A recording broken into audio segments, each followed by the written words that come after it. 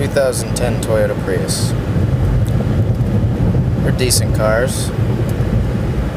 They're slow, but they definitely save you gas.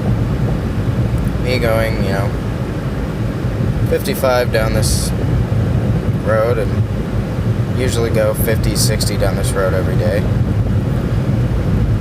And I'm not really technically easy on the acceleration either. Getting about 38.5 miles to the gallon. Also in that, I believe this car has a total of 9 or 10 gallon tank, and it can take me up to 400 miles if you're ginger with it. I usually get about 300, 320, around that range. It's a good car, fully automated. You got your buttons here, the cool little display that pops up once you hit a button, or just like hover over it, give it a little bit of a touch. It's very nice. It's got a touch screen for 2010. That is quite amazing. You can touch it, press play, audio, Bluetooth. The Bluetooth isn't that responsive, but it's responsive enough. You can still play music through it, and it has a great audio system. It's got JBL. Can't explain to you how much of a grandma car these usually are.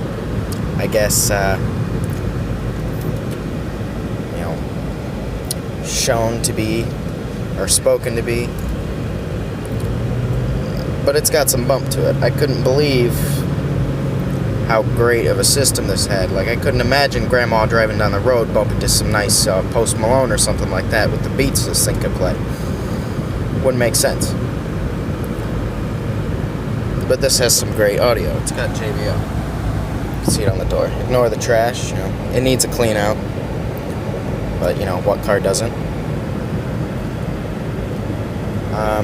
Got yourself the old sunglasses holder, the shades holder. Doesn't have very many blind spots. The only, I guess I could say, blind spot there is that there's a bar that runs across the back. That's the only thing I dislike about the rear view mirror. The windshield wipers on these, and they're okay. Just depends what brand you get, I guess, when it comes to that. AC is very great, very quiet. So if you're trying to sneak out or something like that, I guess if you're that kind of person, you want to sneak out, you got yourself some way to get out. It's got fully electric mode. That's what EV stands for. So you're able to then the engine won't turn on or anything, so you can just slowly coast away. It's very quiet. The electric motor is very quiet. And then you can turn it off or whatever. It shuts off about 25 miles per hour. I think that's its cutoff. Or if you try to accelerate very harshly, it will also shut off. It'll say excessive acceleration noted or something like that. But it's definitely a good foreign car. Also, it's got these nice cup holders that also can get covered up. It has one here, you can add it in. It's got a nice compartment down there to store your garbage. It's got some door spots to hold door compartments. I like the way that they put the dash up there on the middle of the car. Helps keep your eyes closer to the road.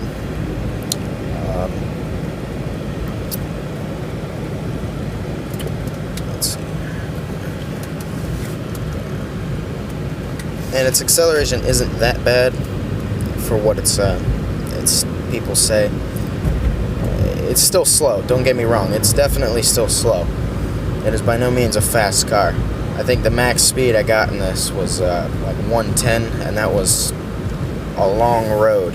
A long road. It was by no means a short road. It didn't get there very quick. I think it's 0 to 60. Well, that's a nice bike. Oh, it's a woman driving it too. Oh yeah. Careful there, bud. You're coming up kind of quick. But what I was talking about. Yeah, the acceleration. Like, this is me matting it, you know, it's not bad. We're going, it climbs, I guess you could say. It's not terrible. It's definitely a daily driver when it comes to, like, the normal working class. It's very reliable. This has, let's see here, 133,000 miles on it, and it still looks pretty damn new. Everything works in it. There's no check engine light as long as I've had it. And I bought this, not new. Oh, he's gonna pull out in front of me. What a douchebag.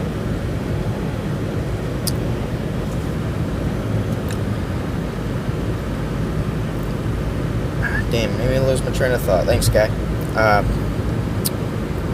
Oh yeah, 133,000 miles. It looks really good for what year it is, and how many miles is on it, and barely any tire wear. I don't know how the tires on these don't wear very, very fast, but it actually controls somewhat decent in the snow as well.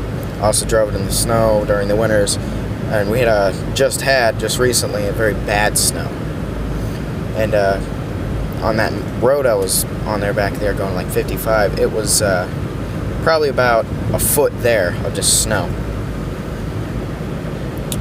I was a delivery driver at times, and we were like the only restaurant that wasn't closed, only business that wasn't closed. I got you know, a lot of business, so we were on those roads a lot. And so I was glad that, you know, that this accelerated pretty decently in that much snow. It definitely does have a problem braking.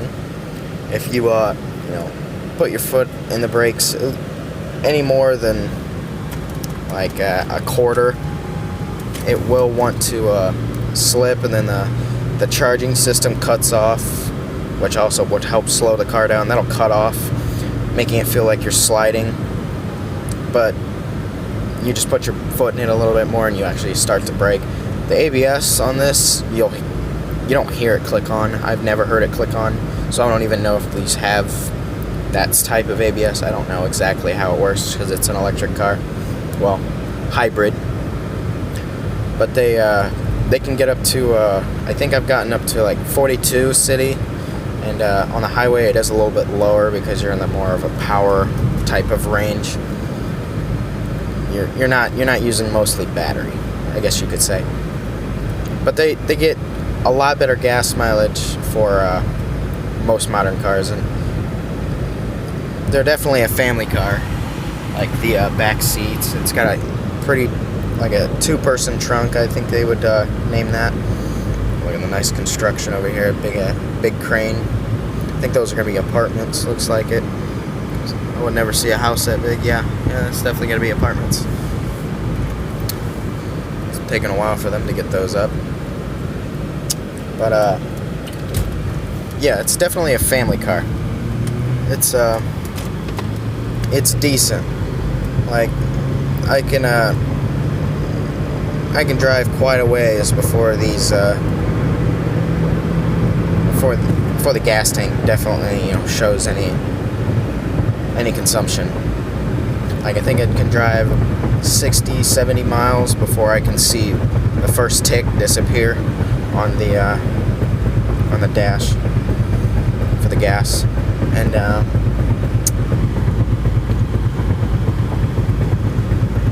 has nice little windows here for visibility. I've never really had to use them. I don't know why they're there. I think they're just there for aesthetic reasons. But it's a very smooth car too for how heavy these are. They actually ride pretty smooth. They accept bumps very well. Like that was a big decent bump. Like, yeah, you can hear it hit the bump, but you don't really feel it. Like, it's a pretty smooth car, and the transmission is very smooth. There's, like, because it's CVT, you don't really feel a shift, but it's very smooth. You don't feel any shifting. You constantly it's like you constantly feel the power. It's not like come up an RPM and then shift, come up an RPM, shift, come up an RPM, shift. It's not clunky at all. They're very smooth. For 133,000 miles, it's very nice. It's very nice. Oh, excuse me. But it's definitely a more of a working class car, I guess. Definitely not for speed, or I wouldn't say luxury either. It's not a bad car, but it's definitely not a luxury car. The AC works in this. Never had to have it serviced.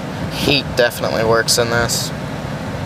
It doesn't have heated seats, but the shift knob I like the most. It's very different.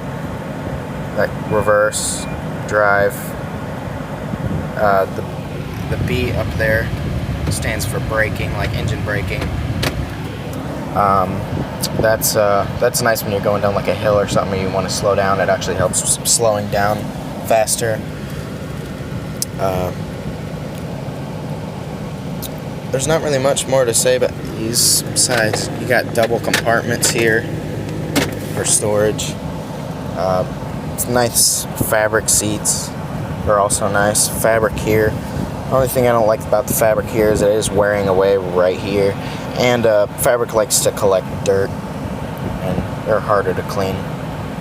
Like this, I can just wipe off with a cloth, but this will really soak up that water and it won't really clean it out. There's not very much wear in here for how old this car is. There is a little bit of peeling right here.